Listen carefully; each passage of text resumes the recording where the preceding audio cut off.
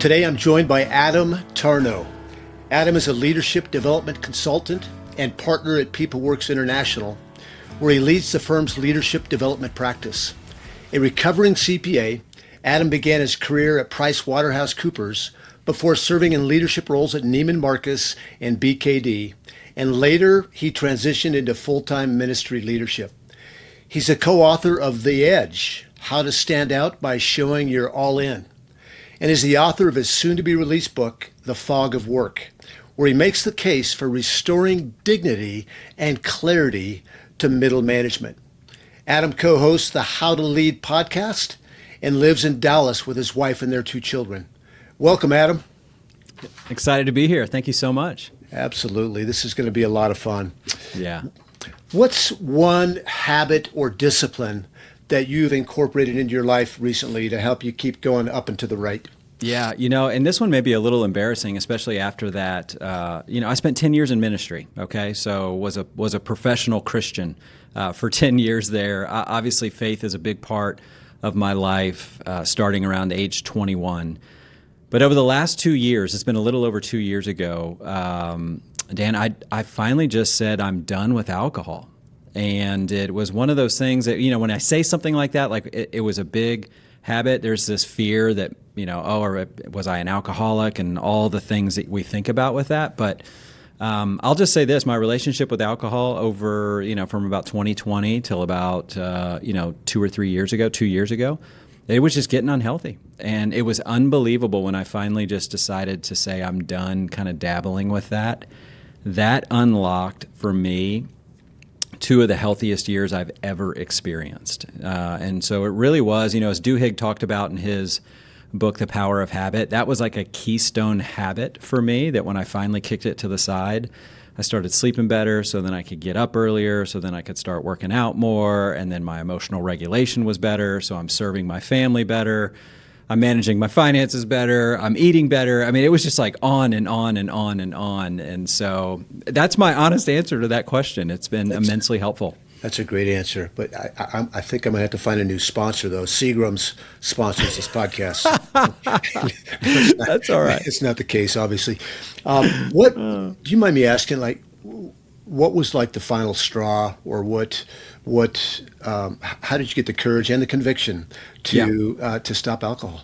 Yeah, I had a buddy of mine, and he probably about a year before I finally stopped, he was talking about, just gave a testimony like I just did on it. Like, hey man, I'd been messing around with this. It just felt like it had been this nagging weight on my back, and that I always, had somewhat under control, but it just still felt like it was nagging me. And so he talked about a book and just watching his life. I would say, I think the term, and I'm not trying to, I'm probably not young enough to use this term, but like I was sober curious for about a year of just going, what would that look like? And you go through all the fears of never again, right? What would I do when I'm with my friends? You mean if my sons get married, and it just, then it finally was, my wife and I did one of those little fad 30-day, Whole30 type things where we were already going to abstain from alcohol for a month. And then I picked up that book that my friend talked about that really just kind of described some of the science behind it, what it was doing to my physiology, what it was doing to my emotions. I was 2 weeks in and was like, I just would have a real hard time doing this again based on this knowledge that I have now. Do you feel like you're missing out on anything, whether it be nothing? Yeah. Nothing. And that was one of the arguments that the author made, was she was like, hey, if you think, well, that's why I have so much fun with my friends. It's like, well, maybe it's just because they're fun friends, right? Maybe it's not the alcohol. Maybe it's just, it's fun to be with friends. Or, that dinner was so great and it was so memorable because of the red wine and we got this. Well, maybe it was just a very memorable, like the chef was actually really good and it was an ambiance and you were there with somebody that you cared about, and maybe that's what it was. So she really just challenged a lot of some of those emotional lies, I guess is what she would say, that we believe about it. And so I don't know. It's been a really interesting journey. And then, candidly, we're not here to talk about parenting that much, but having 2 teenage boys, getting into high school, like the timing of it gave me a moral authority with my sons that I didn't even know I was, going to need. And so it was just really interesting timing. That's neat. There are, and we're not going to spend a lot of time on this, but there seems to be a movement of sorts, even particularly amongst young people that are not drinking, and there's lots of non-alcoholic drinks that are even bars. I just heard of a pub in northern Colorado where I live that it's a dry pub, dry bar. Yeah. Pretty cool. It is. It's interesting. And we see those same articles. We're probably reading the same articles. It's not the best time to be in the microbrewery business or a winery or something like that. But so true. Yeah. Well, let's talk a little bit about you, your passion for helping middle managers, and your books. Why do you have such a passion to come alongside middle managers? Yeah. Well, some of the advice that I've received with writing is write, and this also goes with like teaching, as I know you know, is to write and teach what you know about. And I know middle management really well. I have never been an executive leader. I've never been in the C-suite. I've had teams, after a couple years of working early in my career, I've been a leader of teams, but I always had bosses. I always had people to the right above me. I always had people, quote, below me on the org chart, and it's where I spent my career. I candidly hated it for most of the career. It was incredibly stressful. I felt like it was unfair. Really, it just didn't meet a lot of my expectations of what I thought being a leader in corporate America or in an organization would be like. So I don't know about you, but when my expectations aren't met, I usually go looking for a villain, looking for somebody to blame. And so I had tons of opportunities to blame people along the way. And so anyway, just some of my personal experience with it. There was a gentleman that came into my life probably, let's say, 2016, 2017 time frame when I was at a real low point in my career in middle management. Were you administrating at that time or no? I was, yeah. And that was so disorienting too. I mean, I could understand like not liking middle management and in the accounting industry, but then I thought I really was running from what I call that valley to ministry for a bunch of reasons. But one of the reasons was I thought my life will be less stressful. It will be better because I'm now doing ministry. Because again, at that point, I thought the villain was the industry, was the accounting industry. And as I say, I thought I won the lottery for the first year in ministry. It was amazing. I thought, oh my gosh, this is so much better. And then they promoted me. And I became a leader again.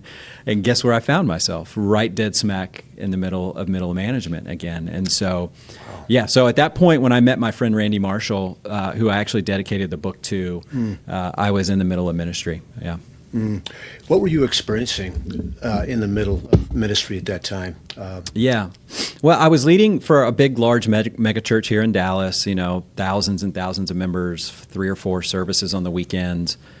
I was leading our arts team, surprisingly enough. So, I just have a very typical story of CPA turned artist. It's just a story as old as time, as you know, right? All the CPAs turn into art directors at churches. It's just normal. So, yeah, your audience is like, oh, heard this story a million times. So, not at all. But yeah, so I was leading this arts team. So I had like communications and music and live production and film and graphic design. And everything we did was public facing. And so I had so many people with strong opinions about what we were doing. Right. And it just felt like everybody assumed I had more authority and more control than I really had. So my bosses thought, it was like, well, we'll just go down there and tell them this. And then the team is like, well, why don't you just go tell the bosses this? And I just felt stuck in the middle. I don't know. I felt like a waiter stuck between a really angry guest and an even angrier chef. And I'm just running back and forth between the two. And it just felt unfair. And so, what I did is I really didn't have a system for handling that. That's what I talk about in the fog of work is I just didn't have a system, candidly, Dan, for handling stress and all that kind of stuff. So it was, Randy it was perfect timing, and I'm really grateful that he helped me. So your experience in corporate America as a middle manager was very similar to your experience in the church world as a middle manager. Now we don't have org charts in our church that say middle management, but it's obvious to see who those people are. Yeah. But same experience, really. Different faces. Yeah. Yeah. Yeah, maybe more guilt and more shame in the church world because it was, we were doing, we're on a mission we care deeply about. And so, to sit there and have some of those same feelings of burnout and some of those same feelings of frustration that I did as a CPA, like I said, it was pretty disorienting because I think of that extra layer of complexity of being on staff at a church. So what did those seasons in the desert teach you about leadership personally? Yeah. Well, what I talk about is like the Valley. The Valley just has some things, like middle management just has some things that all valleys have. They've got tricky terrain and they've got unpredictable weather. And these are just, when you say yes to leadership, this is just the geography you find yourself in. So I like to tell middle managers, like, a lot of the stress you're dealing with is not personal, it's geographical. You didn't do anything wrong. You just said yes to leadership. And so, the terrain is you've got to deal with expectations, you got to deal with people, you got to deal with vulnerability from the standpoint that you're held accountable for things that you're not always responsible for.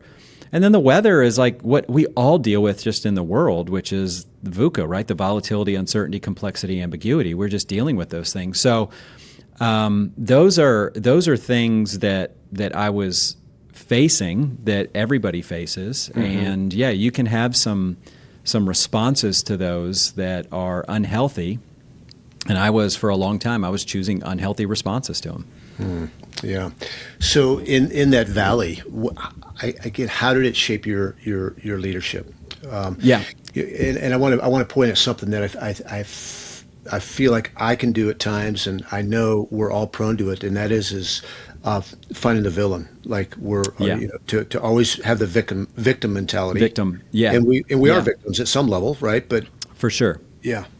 But like you like to say, right, that we're all guilty victims in some way. We've all got some blood on our hands there with that. Yeah. So generally, there would be some moments of freak out where I'm just a normal control freak. I'm trying to micromanage, fire drill, sometimes intimidate to try to get something done, because I didn't like the feeling of being out of control. Because I think the Valley and middle management, it just exposes your relationship with control. And then my favorite, though, was not to freak out. My favorite was to check out. And that's where, for me, as you said, it was blaming. Like, I joke in the book that I feel like I'm an Olympic level blamer. Like, the speed at which I can find somebody whose fault it really is, that's not mine, is it's record setting. And so there was a lot of blaming. It was blaming the team or blaming the bosses or blaming the system, whatever that is. And so, that's probably where it manifested itself the most, is just you ruminate on these stories as to why someone else is not behaving, and that's getting in the way, honestly, of my emotional and subjective well-being, of my happiness. I was allowing people to get in the way of my experience of life, because it was like, if they would just change, then everything would be better. And I was just convinced I was right, So it impacted my leadership from, I'm looking to cover my tail more than I am take responsibility. I'm rehearsing excuse speeches when I'm called to account by my bosses. I'm doing things out of fear more than I am out of courage or conviction. It was things like that. Yeah, I appreciate that. I think we all like to be in control, or said it another way, we don't like to not be in control. Right. I know that's certainly the case for me. But the reality of life is that we're not in ultimate control. That's right. In that environment as a middle manager, not being able to control the people above you or the people that are working for you, what did you determine that you could control in order to not be angry all the time and blame shifting? Yeah, and so that's where, paradoxically, the answer was to get a better relationship with control and recognizing that I control a lot more than I originally expected. And so, for example, the sentence that I like to teach is, it's like this fill in the blank, where you're facing whatever situation it is. And you go first, it's like, I don't control blank, comma, but I do control blank, comma, so I will, period. It's really good. It's really the serenity prayer is really what it is, right? So it's grant me serenity to recognize what I don't control, courage to then follow through on the things that I do control. And so Randy just teaching me that nobody changed. I just started to look at the situation differently, and I found it to be very helpful to inventory out when I was facing a situation. Here's what I don't control. Well, number one, I don't control other people. I don't control if they're going to agree with me. I don't control if they're going to like the things that we're going to talk about. I can't do anything that's going to control them. I can't control other people. But so what do I control? Then what I've noticed, Dan, is that the longer you hang out in that question of just asking yourself, what do I control? The list of things that you start to come up with when you really think about it is always longer than the list of things you don't control, almost every time. And I do this a lot now in my coaching practice and in my workshops, is just asking people, let's take a problem, or here's a case study, list on this side, here's everything you don't control, here's everything you do control, then the so I will. And as you start to list out like, oh, I could do that, I could do that, I could do that, then you find the motivation and the energy to get progress and to go, here's what I'm going to do. And so that was the basic upgrade to my operating system that I needed. Is I would just stop at what I don't control. I wouldn't go that step further and really take that honest assessment of going, okay, but what do I control? And I wouldn't allow myself to swim in those waters long enough to really come up with answers. Boy, that assessment we could use that in any aspect of life, right? It really, yeah. So good. In The Edge, you argued that standing out isn't about talent. Talk to me a little bit about why that's even important to stand out. You say it's about being all in. Is this directed to the person that wants to advance and they feel like they may not have enough talent? Or so The Edge was my first book, and I appreciate you bringing that up. So that my buddy David Morrison and I wrote. That was like that kind of the book to 20-year-old self, like what did we need when we first graduated from college? So we had that professional in mind who was, in that first 5 to 10 years of their career. David and I both had a background in college ministry. We had both had a stint with working with, I guess what now would be like younger millennials and older Gen Z when we were doing this. So there was so much of an emphasis that we saw in doing college ministry on just like resume virtues. So David Brooks talks about the resume virtues versus the eulogy virtues. So those resume virtues. And we just saw, hey, there's something missing here. Like the resume virtues isn't enough because guess what? Everybody's smart. Everybody's talented.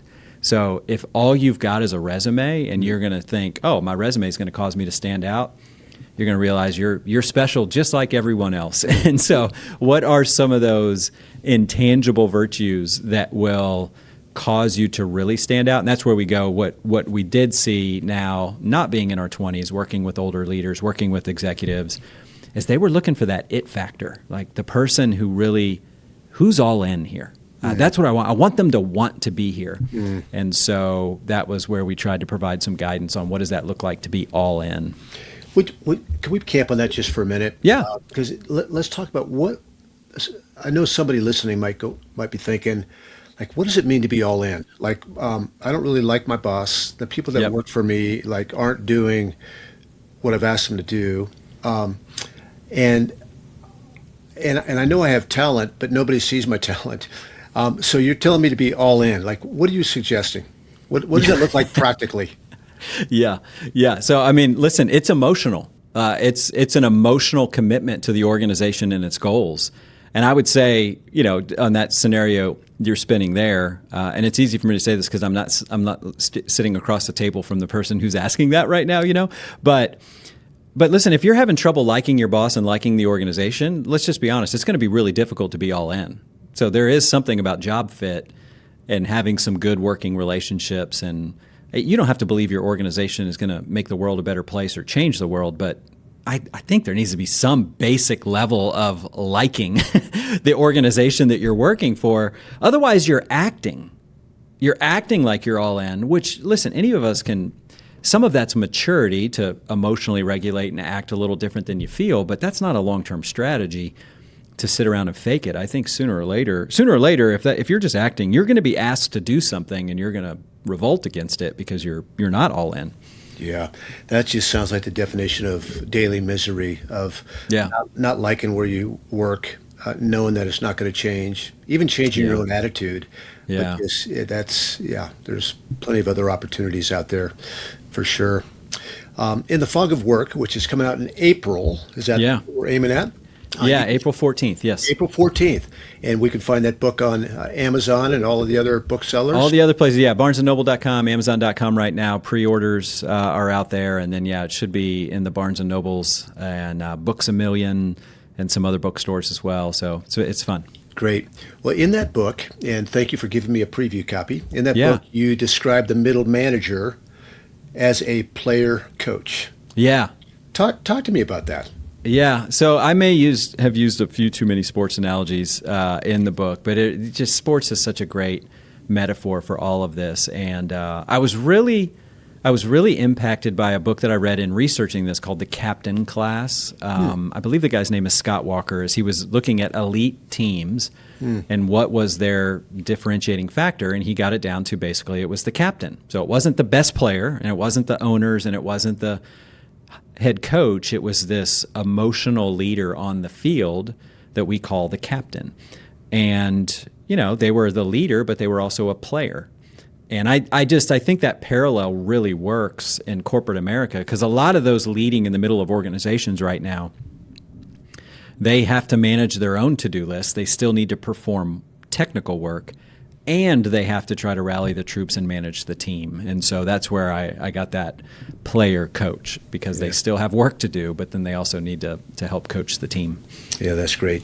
So you coach middle managers in corporate America.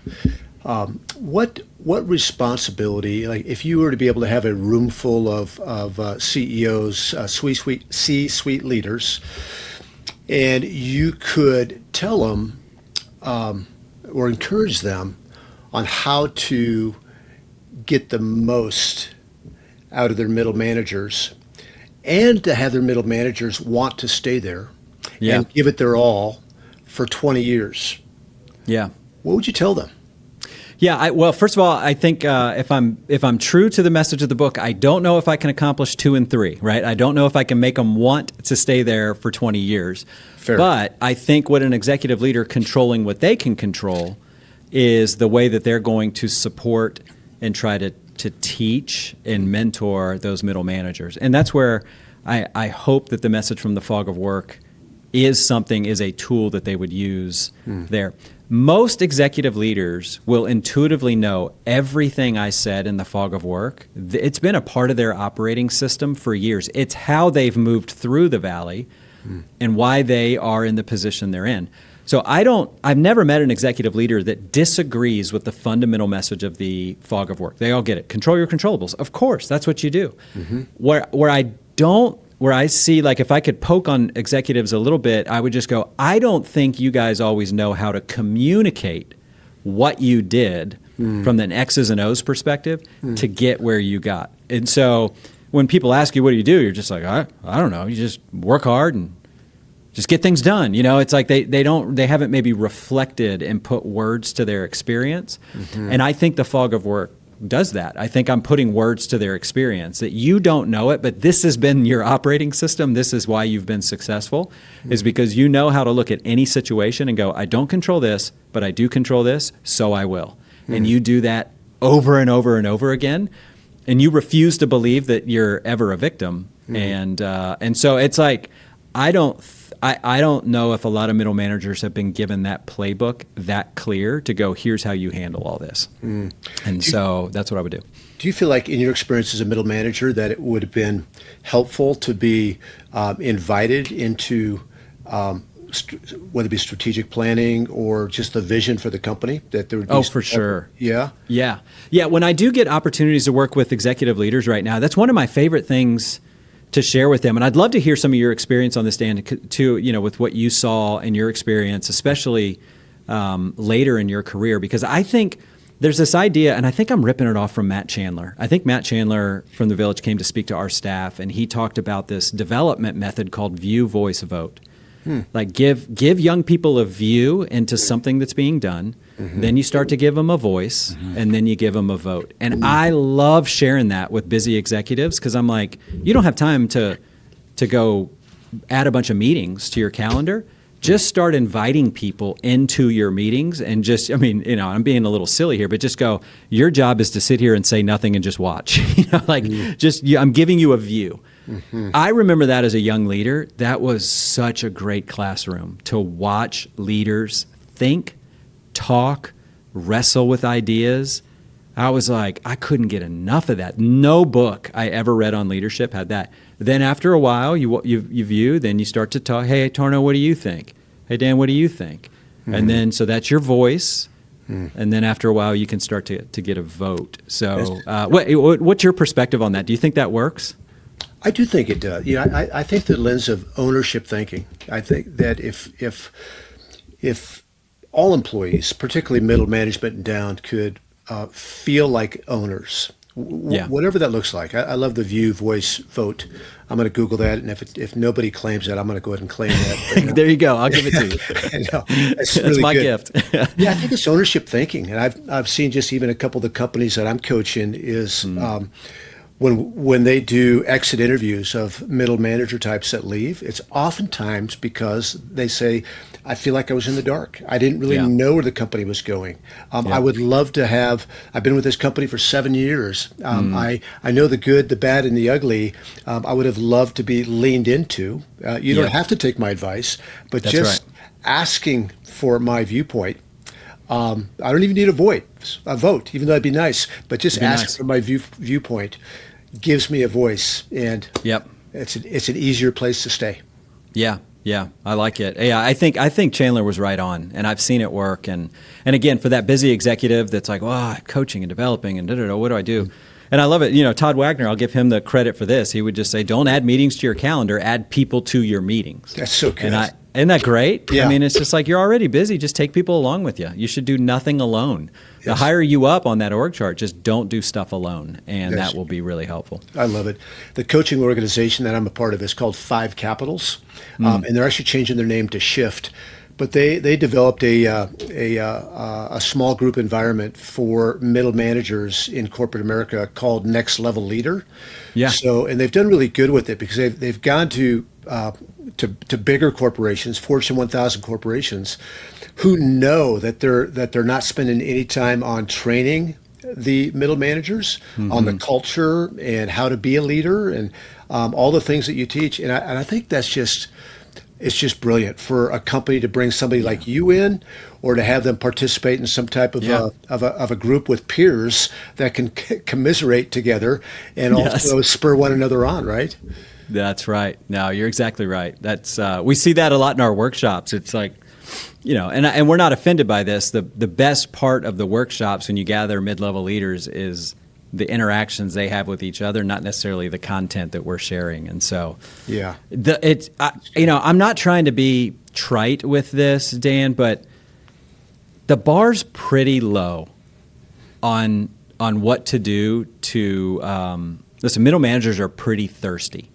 Any drink of water is going to be helpful. That's the way I'll say it. That's what I mean by the bar's low. You don't have to do much. That's right. It's just a few things can really go a long way, because this is a group that is really under-supported. Yeah, I appreciate that. This audience that I'm speaking to and you're speaking to right now is an audience that is unashamedly ambitious. They've got something in them where they want to build, they want to create, and they don't want to lose their life. And I've often thought through the lens of entrepreneurs, C-suite executives, that type of thing. But I would venture to say that there are people maybe stuck in middle management that want more. They want more. They want more autonomy. They want more innovation. They feel like they're hitting the glass ceiling. How much you encourage those people? I know it might feel like we're going around in a circle here, but I'm addressing a different problem. People that feel like I'm hitting a ceiling here. Yep. I see room up there. I can see like they need me up there, but there's a ceiling. What would you? Yep. What would you say? Listen, I think there's a word that I've made up, Dan, as I go around working with leaders.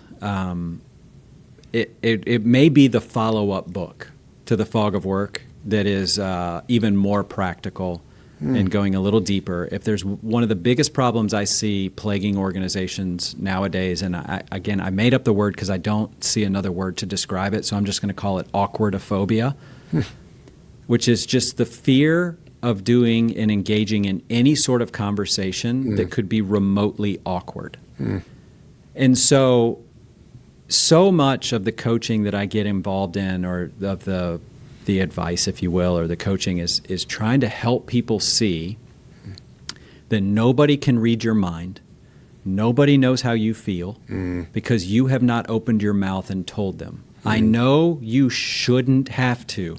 I know they should know, right? And I'm doing air quotes for everybody listening. Yep. I know all that stuff, but the reality is they've got a ton going on, and nobody's thinking about you as much as you think they're thinking about you. And you've got to open your mouth and advocate. Now, I'm not telling you to go barge into your boss's office and go, guess what? You need to give me that spot. I see it's there. You got to communicate with respect. You've got to talk with, be emotionally regulated. You've got to, especially when middle managers are going up, you cannot go to your boss with just opinions, right? Opinions, this is going to be the most sarcastic or cynical thing I'll say on this podcast, Dan. When it comes to the battle of opinions, the highest paid person gets their opinion first. They go first. Yeah. And so you need facts. You need data. You need to ask for experiments. I could keep going on and on, but it's something like that where it's like that person that feels like they're stuck. That's where I would start. So what do you not control? Well, you don't control whether or not they know. You don't control if they're going to change their mind. What do you control? You can start a conversation. You can ask for the meeting. You can present how you're feeling. You can ask them questions, and you can ask them what it will take to get there. That's how we start. Yeah, just being a point leader in different organizations over the years, when somebody would approach me with that attitude, that they see more in themselves and they see how they could better help the organization, and they would like, whether it be more money, a more responsible position, I always appreciated it. I never went like, what are you doing? Yeah. Like, this person has guts, ambition, in themselves, vision. It's so good, so good. Yeah. Courage and conviction. I guess we're kind of this is what we're talking about. But you use those words, courage and conviction. The courage conviction dilemma. Am I saying that right? Yeah, you are. And let's go back to the Serenity Prayer, right? I kind of make a joke in the book that I think they misnamed it. And because it makes it sound like, so the Serenity Prayer is grant me the serenity to accept the things I can't change, the courage to change the things I can, and the wisdom to know the difference. To me, that makes it sound like the hardest part of that equation is accepting things you can't control, the things you can't change. And I'm sitting there, and maybe it's just because I'm a career checker-outer, like that's my preference is to blame and check out. I'm going, serenity's not my problem. Courage is my problem. I know what needs to be done. If I run through that, I don't control, I do control, so I will. I'll look at that list, and Dan, if I'm honest with myself, and this really led to me leaving church staff after 10 years, was I know a ton of things I can control. I don't want to do it. And guess whose problem it was now? Not my boss, not the organization, not my team. I wanted everybody else to change except for me, when the bottom line is I had so much control over my situation. I just didn't want to do what needed to be done. So I call it the courage conviction dilemma. We've got the conviction that something needs to change. We just don't have the courage yet to act. And so how do we bridge that gap? And we got a bunch of examples in there and some things to do. Yeah, that's so helpful. You say controlling your controllables. We talked about that as the key to navigating the valley. When you were leading in ministry or corporate settings, what did you have to stop blaming specifically, and start owning. You've talked about like that was a Yeah. real switch for you. But Yeah. what are some of the things that you experienced? Yeah, I mean, it was like anything that was blaming this story that I would tell myself, like they take me for granted. They're just using me. They just want me because I make their life easier. Like it was anything that was basically giving them way more like typically there the them is like talking about my bosses. Like it was giving them more power than they were even asking for, you know? And so, yeah, those were some of the ways as I started to control my controllables. It was funny. It was those above me suddenly started to look a lot less villainous because they were just working hard like I was too. Nobody was doing it. Nobody woke up any day, Dan, and drove in going, I cannot wait to make Adam's life terrible today. Right. You know, just nobody did that. And they were all trying to work hard too. And I know it felt that way sometimes. And they just don't understand. They just don't know. I remember sitting in a leadership team meeting and looking at my boss talking about his boss going, do you think he knows how hard he makes our job? And it was like, gosh, I'm so embarrassed that I said that. I'm so embarrassed, you know? And because that was just me at the pit of the valley in the middle of learned helplessness, not taking any control or responsibility, just the hardest part, like I think Brene Brown's stuff on the stories we tell ourselves is so right on. Like, and I was convinced, Dan, that I was right.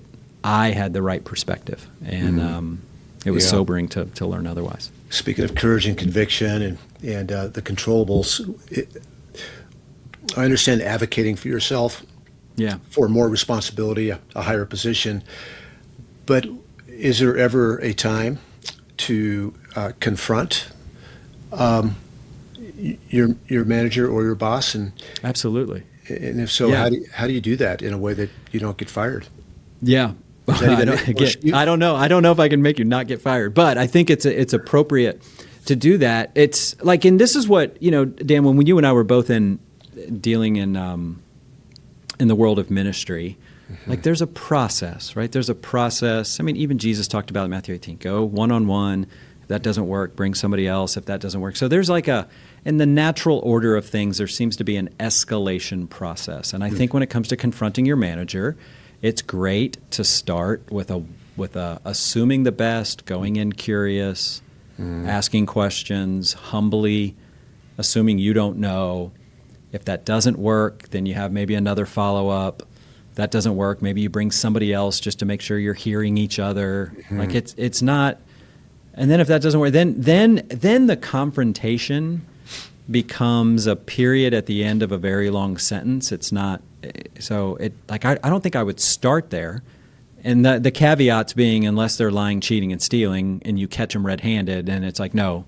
Yeah. Obviously, if you catch somebody doing like sexual harassment or harassing somebody or being racist or being inappropriate, like call that out right then and there. I want to be really clear on that. But most of the time, fortunately for us, and again, there's always exceptions. It's like it's not that stuff that we need to confront the leader on. And so I think follow the protocol. That's good. Yeah, I'm just thinking about confrontation in general, even through a biblical lens. That when we're called to confront somebody that is in error, our concern shouldn't be how they receive it. That's right. We want to do it with grace and in gentleness and truth. It shouldn't be how they receive it, or even if we're going to get fired. Otherwise, that never leads to courage. If we're operating in fear, like I need to say this to Adam, but gosh, I'm afraid how he's going to respond, or I'm afraid he's going to fire me, type of thing. Right? That's really good. Yeah, and it is. Yeah, then that's going to be the opposite of courage, as you rightly note. If we do that, if we're just hiding behind all that. So our middle managers leaders. You push back on the idea that leadership and management are different, if I read that right. You did. And so it's just fun to have a little contrarian view on some of that stuff, right? But I really believe it. And like so many things, Dan, it comes down to how do you define it? And in my workshops, I love to do I love to share this one definition of leadership that I heard, which is leadership is taking initiative for the benefit of others. Mm-hmm. And I unpack that, and we talk about it, and in the workshops we talk about it, and then I love to ask them after we had this great conversation about what it means to be somebody who takes initiative for the benefit of others. And I say, okay, is there a difference between manager and leader? And they'll all go, yeah. And I'm like, well, what's a manager? And, well, what's the difference? Well, a manager's like a heartless jerk who only cares about the bottom line, and they just start to rail on managers. And I'm like, okay, guys, well, how many of you have manager in your title? And then like half the room raises their hand. And I'm like, you just indicted yourself right there. So, and so, listen, I like this idea that there's different types of leaders, or we have different leadership skills. And some of those, like some of us are really good at the directional aspect of leadership. Mm-hmm. Some of us are really good at the operational side of leadership. Mm-hmm. And some of us are really good at the relational side of leadership. Mm-hmm. And that operational side of leadership is managing, right? Making sure the widgets get made, the budgets are run, payroll is sent on time. Like that's not leadership. It's just it's a different flavor of leadership. And so to just say anything related to those activities is not leading, I just feel like is throwing the baby out with the bathwater. So what I like is listen, let's be managers who lead. So let's be managers who also take initiative for the benefit of others. Mm-hmm. Yeah. And I would assume you have some type of acronym for LEAD, LEAD. I don't. You did. Do you have one? I don't. No, I don't, actually. I wish I did. Maybe I need to do that. Yeah, because I had one for EDGE, energy, diligence, growth, endurance, but I don't have. One for LEAD. Yeah. I'm sure ChatGPT can come up with one for us pretty quick. Have you thought through the lens of transactional leadership versus relational leadership?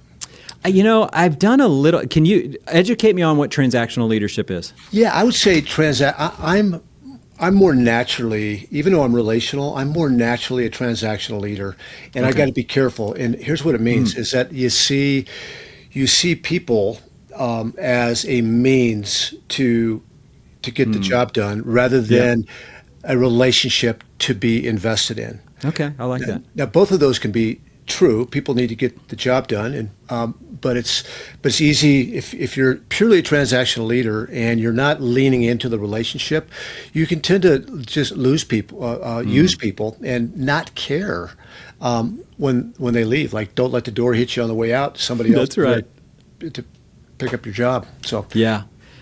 I like that. Yeah, I mean, I think maybe that's where it's so fun to have conversations, and what's so great about just the way the Lord made all the different leaders is we all have some slightly different. There's a part of me, Dan, that is in an appropriate way jealous of some of those strengths that come with that style of leadership. The decisiveness, the boldness, I've got a good idea of where we need to go, especially when times are really tough, like in the midst of a crisis. That style of leadership is awesome and really helpful. The relational side probably comes a little bit easier to me, but the danger of that is people pleasing. So taken too far can become people pleasing. Just like with you, maybe taken too far could become a little, bullying or intimidating or whatever. Would be taken to an extreme there.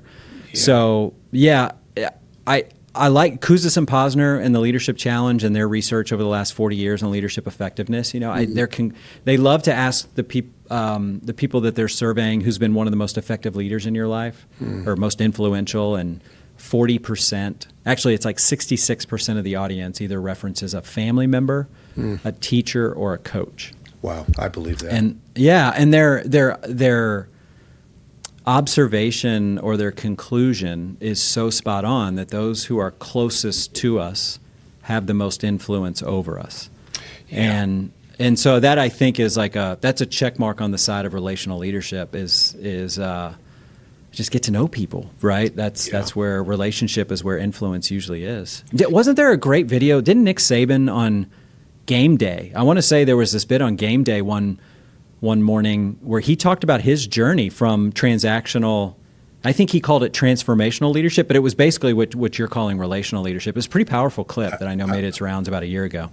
I need to check that out. I'm very much still in process there.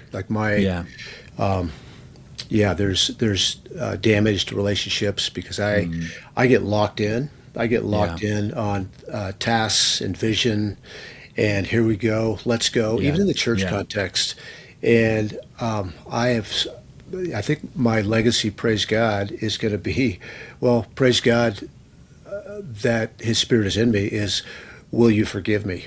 Because I've had to step into that so many times. Yeah. And transactional leaders need relational leaders alongside them and vice versa to make one another better, for sure. Yeah.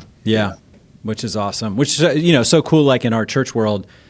I feel like the church, and maybe it's just naive that I'm going to say this, but was got that idea of team leadership pretty right on, of those church planning teams trying to go, all right, let's not put all of the same type of person on a leadership team. Let's try to mix that up, which is really helpful for what you just said. Yeah, thanks. Yeah. So you say executives need middle managers more than middle managers need executives. And I have a feeling that part of that's tongue in cheek, but not all of it. Not all of it. Yeah. I mean, it's like, again, let me go back to Scott Walker with the captain class where he just said, the captains are the glue holding the team together. They are the verbs in the sentence. And I just thought, what a great way to say it. And I sit there and I just go, listen, everybody has a role to play. Executives absolutely have an important role to play. It's generally not around execution and getting stuff done. And so therefore, I'll stand by it. I think middle managers are the glue holding your organization together, whoever's listening, the glue holding the global economy together. And these massive problems that we need entrepreneurs to solve are going to be solved not by more Elon Musks, they play a role, but by people who know how to take those crazy ideas and make them happen. We need more verbs. We need verbs. And so, I think the executives that have grand vision need some verbs, and they need those middle managers to make it happen. Yeah, it's so well said. Beautiful. My mind's been going in so many different directions after we first met, and I've thought about some of your principles. And so many of these principles are transferable to different parts of life. And I don't know if you've thought about this. I'm sure you have, but in a sense, give me grace on this. Our kids are middle managers. They are. Let's go. I like it. Yeah, I mean, I'm just thinking about our kids. How my being a transactional leader in my flesh, growing by the Spirit in relational. It was always easier for me just to lay down the law rather than have a discussion. Invite them into a family decision and allow them to express their point of view and have a voice. And dare I say, giving our kids a vote. I might have 2 votes for every one of theirs. So that's right, yeah. Trump them, but I don't know. The 4th V would be, and then you could veto it. And that's so right. Then it would be That's right. Boom. Yeah, but it is so transferable. Or I mean, and give me grace again. I mean, thinking about our wives that way as well. I mean, I think some of the marriage counseling that I've done is that there's one spouse that just lays down the law, and they have convictions. That's why they lay down the law, but they don't have the courage to enter into a dialogue for fear of being shut down and whatnot. So listen, there you go. There's the Fog of Family or something like that. That'll be the book there for you on that, Dan. That's amazing. No, I think there's a lot to it. I do. I like that a lot. Where I thought you were going to go is like, all of this control your controllables is transferable over to home, and I'm like, totally. You better believe that is exactly right. And that's been some of the fun. Just got an email last, I think like 2 weeks ago from a guy that was talking about controlling the controllables and how helpful it's been for him to upgrade his operating system to navigate the fog of work. But then he shared just as many stories of how he's sharing it with his kids. And that, obviously, listen, you're always a pastor, right? And so the pastor in me loved hearing that he was using that to teach his kids that valuable lesson. And it's like, listen, I can get a little vulnerable here, and I've had these conversations. Like, I came from a family of blamers. I mean, that was ingrained in me. It's contagious. It's so contagious. And, you know, there's so many things. I love my parents. They won in so many ways on giving me a better life than they had, so many ways. And I'm so grateful. And part of it is, you know, they know that they couldn't do everything they wanted to do. And so we just try to keep the legacy going. And so if I can teach my boys to be, not complain and blame as much and really give away power that nobody's asking for and take that responsibility for their life, then yeah, that's pretty satisfying.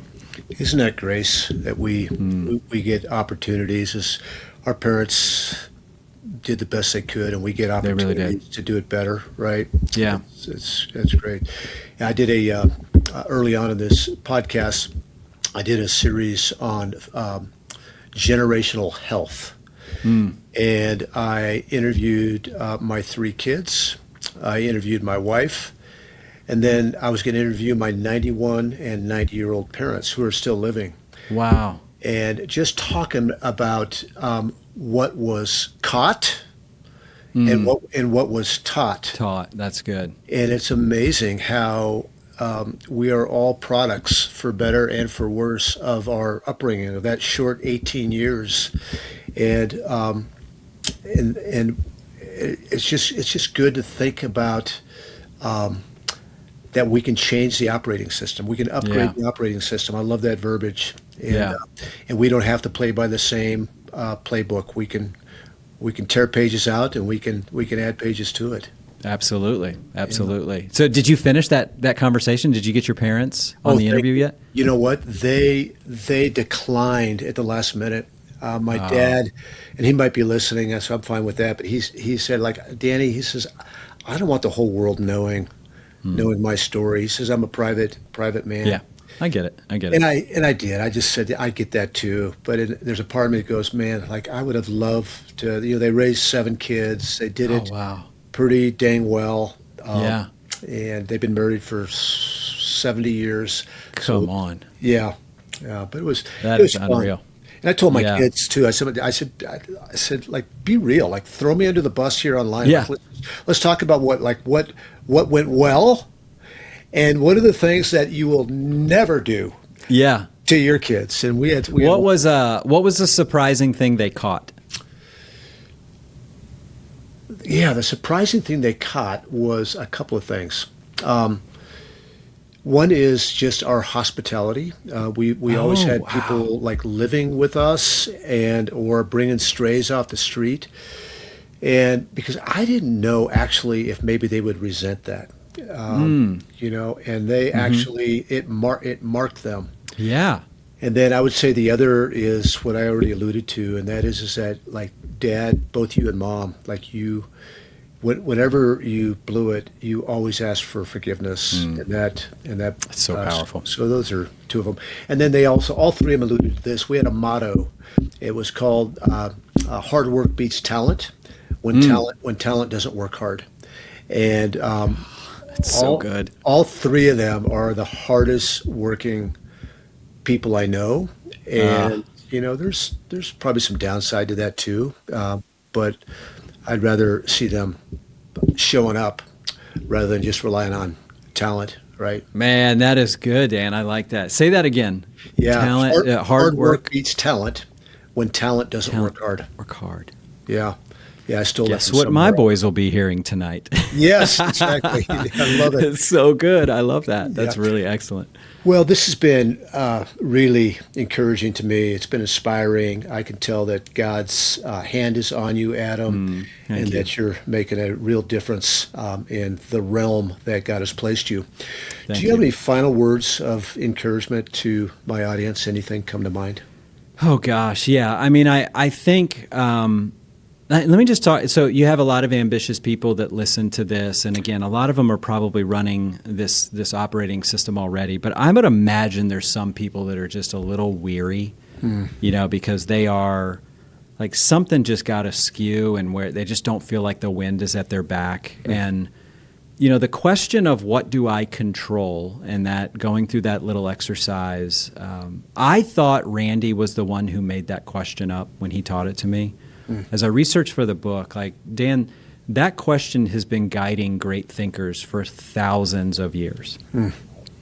Stoic philosophers talked about the dichotomy of control. St. Augustine, one of the church fathers, talked about it. René Descartes, Immanuel Kant, as we talked about the Serenity Prayer, Viktor Frankl's Man's Search for Meaning, even the modern-day philosophers with Jocko Willink and Extreme Ownership and Ryan Holiday and James Clear, and the best-selling book last year, Mel Robbins, The Let Them Theory. It's all around control your controllables. And so the person that feels like something's broken and just weary, I just want to remind them, like, just to pause, just step back, go back and evaluate, remind yourself what you don't control, remind yourself what you do control, and then just stay focused on those controllables. And slowly but surely, I think that energy will start to come back. That's awesome. Thank you for that, Adam. Yeah. If people want to follow you, how can they find you? Yeah, best spot is Adam Tarnow, TARNOW.com. You can follow along there, all the socials, and my Substack put out a couple of free emails a month on professional development, leadership-related topics. So that's probably the best spot. Obviously, go to Amazon, Barnes & Noble, pre-order the book. That's a huge help to help us get it out there as well. But so AdamTarnow.com. Great. And the book, again, is The Fog of Work. Yes, The Fog of Work. And fortunately, right now, it's the only one with that title. So if you type that in, you don't even have to type my name. You type that in on Barnes & Noble or Amazon, it'll take you right to it. That's fantastic. Well, Adam, thank you. This has been a lot of fun. Yeah, thank you, And Dan. for you listening out there, remember that every day it's about direction, not perfection. If we get stuck in trying to be perfect, we're never going to take the next right move. So move forward in the direction that God is leading you and put perfection aside. Until next time, we'll see you later.